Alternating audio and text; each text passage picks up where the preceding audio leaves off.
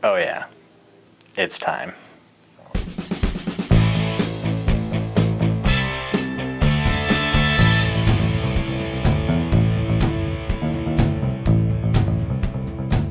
As always, I am your host, Blake Hatfield of USU Junkies, and this week we take a look at the Cougars of BYU.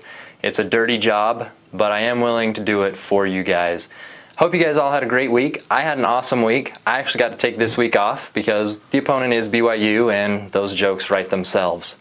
I do have a correction from last week. Want to keep our credibility as a reliable, unbiased source of information. I had stated that there are two ways for a kicker to be removed from a game.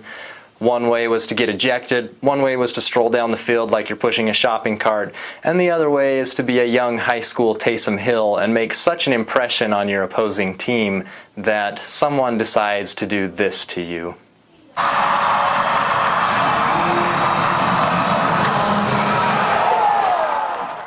Now I should note we do not condone cheap shots.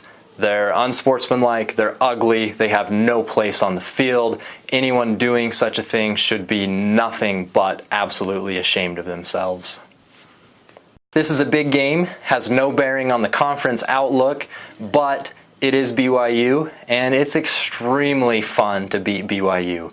I mean, just ask Utah. They celebrated the victory 3 times last year. They had so much fun.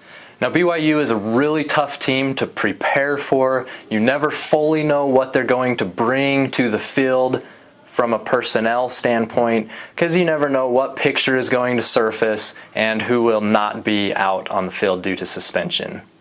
They do have really good wide receivers, they have a great defense, and their missionary efforts are tireless, as shown in this video here of fans enthusiastically handing out pass-along cards. It doesn't really look like there were any takers in that one, but they do have other more aggressive methods that they use as well.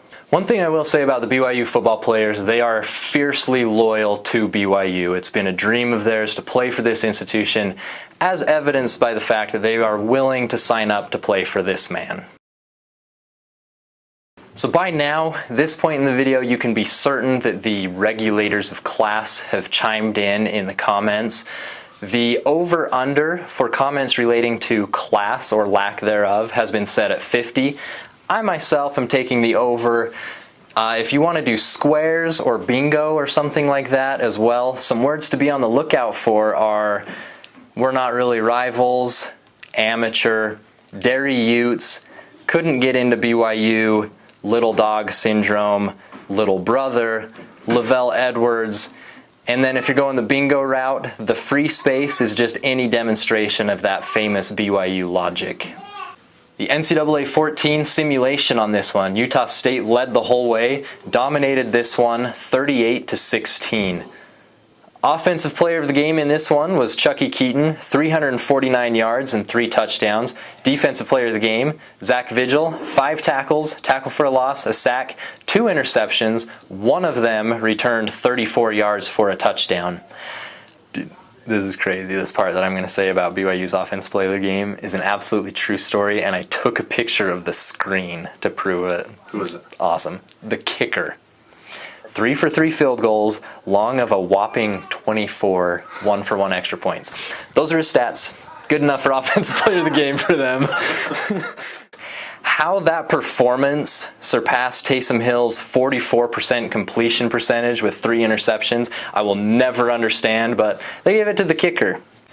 Now, something to understand, the artificial intelligence on NCAA 14 actually does take into account the fact that it is a rival game. One thing that it comes up short on, though, it does not take into account the power of prayer. So the watch party for this one is in Romney Stadium. If you are unable to get tickets, you can also check out the game on CBS Sports. But make sure you do watch this game, support your Aggies, and you know I have to close this one in Ron Burgundy fashion. For all of us here at the Front Row Network, I'm Blake Hatfield. You stay classy, Aggie Nation. By the way, I'm not responsible for any irate fans posting in the comments Ron Burgundy's alternate sign-off.